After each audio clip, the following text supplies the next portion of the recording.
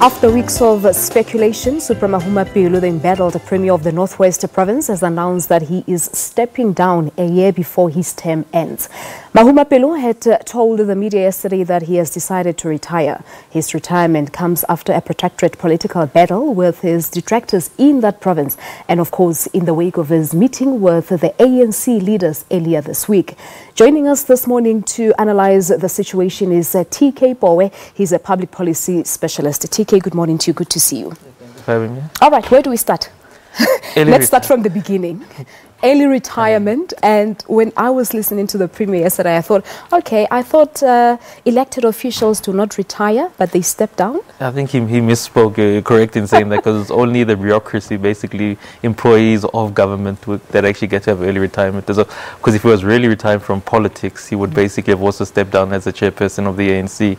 So I think maybe he just misspoke or confused a few terms. Yeah. He was maybe a bit emotional about exiting the system. Yeah. So was he emotional, though? Let's just take a look at his speech, of course, reflecting on the achievements, since becoming the Premier of the province and the challenges that are still left. Was that necessary? I think it was a bit rambling, because if you look at the Auditor General's reports, I think that is more a better indicator of his successes, if you were to call it successes. And if you look at the economy of the Northwest Province, it's actually been a province in the downward spiral, and it should not be the case. So I think maybe people, when they exit, always speak about legacy, and sometimes what you do with legacy is you make a fictitious legacy. Even if there's nothing there, you will speak it into being, so that people at least can say, no, that's what I did when I was leaving. You don't need facts a lot. Because what he said is, I didn't do anything wrong, I'm just, stepping down. But as you said, the Auditor General report, Northwest, of course, it stood out in terms of irregular expenditure of more than 4 billion rand. That surely says something about his legacy. Yes, it does. And I think maybe to use coin a term that the young people use, it seems to be the same speech from the same WhatsApp group, because President Jacob Zuma, in his exit, was also saying the same thing of what I've done. And maybe this speaks actually, when we say he's leaving, when you include President Zuma in this, what exactly does the ANC use to say he must step down?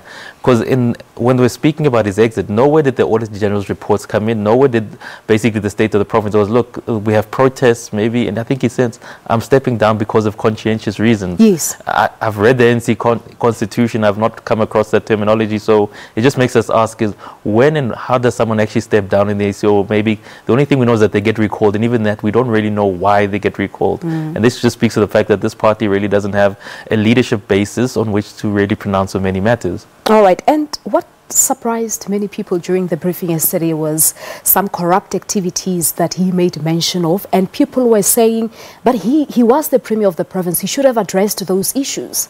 I think the term reverse psychology he was trying to play, which makes no sense at all, because it's akin to saying, listen, I was watching the house burn, but while this house was burning, at least I managed to take out a gobo, the blanket.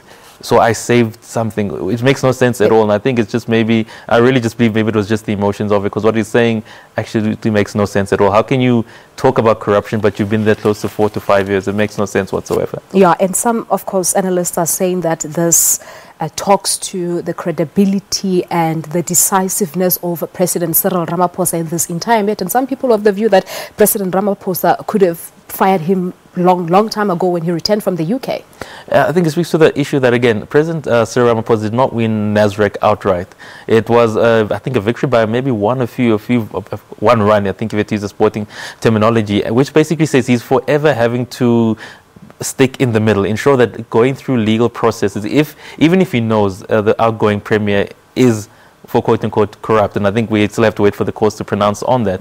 He can't make that decision without pure evidence being brought before him, because what people tend to forget is the President understands that the outgoing Premier of the Northwest has got political capital, and capital is he's still chairperson of the ANC in the Northwest Province, and that means he still has people who back him, and he can't be seen to isolate those people too much. Yeah, talking about him still being the chairperson of the ANC in Northwest, what's this saying? Because now are we starting to see two centers of power once again, which is something that the ANC has always been against? I think the one thing we have to learn about the ANC is that contradictions are quite normal in the soap opera.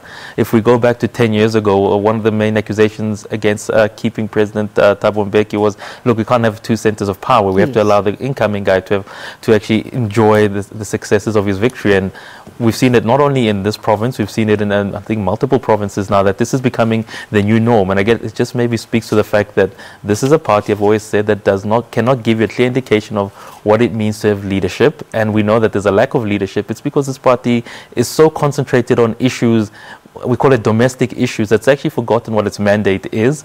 And this is where you and I, and especially people in Mahikeng and the Rustenburg area who are poor, are going to suffer, because they're not really able now to really address the key issues of poverty, because they themselves are having so many internal squabbles and they can't tell you what's left or what's right. Yeah. But the fact that now the Premier is going after violent protests that we've seen, we've also seen the alliance partners, your COSATU and the SACP, calling for the Premier to resign. Is the ANC sort of setting a precedent that when the communities are unhappy about the Premier, now the Premier has to go? It is, because now we have to say, if we're now not happy with a certain mayor in a certain district, municipality or local municipality, by virtue of protest, that person must go. And this creates a scary precedent. That's what I'm saying. I do understand if the outgoing Premier were to say, listen, give me a charge sheet of what exactly I've done wrong. If you can give me that, then, you know, I can rest a bit easier. I can either defend myself or go out. But it seems as though to simply say, listen, people protested. South Africa has many protests every week. Are we now saying every mayor must step down? And I think it's an unhealthy type of situation, and it's not really going to help us going forward. But is it going to help the party going into the elections next year? No, because the key issues still remain. Is he really the only quote-unquote rotten apple in the bunch? My issue seems to be, I've always said it's a systemic issue. Because if, let's say, the accusations are true that he's been found to have maybe misused or misappropriated funds in the province, surely he's not the only one who was benefiting from the system. If one person is wrong, corruption has been shown. If one person is doing, there's always a patronage system in there. So for me, I always say, listen, if we really want clean government, we can't pin it on one person. Let's look at the whole entire system.